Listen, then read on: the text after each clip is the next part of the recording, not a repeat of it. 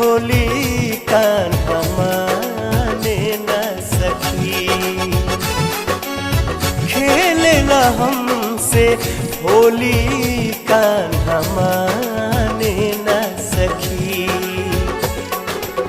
जमुना के तीरे धरे नरमी कलैया, मारे पिचकारी नहीं मानेला कन्हैया।